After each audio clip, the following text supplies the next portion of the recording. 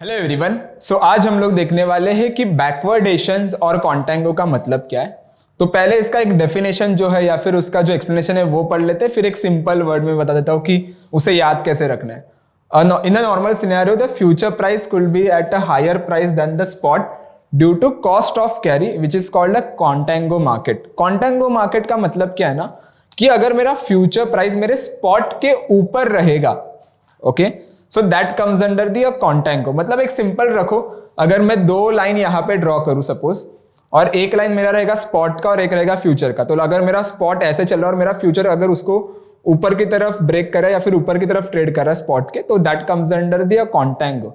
Simple रखो, spot के ऊपर अगर फ्यूचर ट्रेड कर रहा है तो दैट कम्स अंडर दी माई कॉन्टेंगो।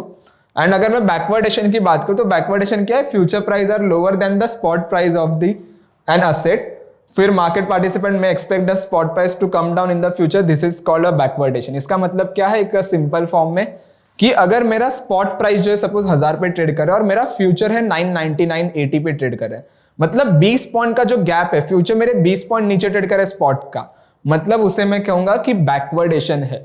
मतलब वो डिस्काउंट में, फ्यूचर्स करंटली डिस्काउंट में मुझे मिल रहा है, ओके। और वही अगर 1000 पे है स्पॉट प्राइस, अगर मेरा फ्यूचर ट्रेड कर रहा है 1100 पे, मतलब 100 पॉइंट ऊपर है, तो उसे मैं कहूंगा कॉन्टेंगो, ओके। तो यही सिंपल चीज है इसमें, और कुछ नहीं। अगर इसके बारे में इन डिटेल्स आपको जानना है तो नीचे सारी चीजें मेंशन करके रखिए, सो प्लीज एक बार वो रीड कर लीजिएगा।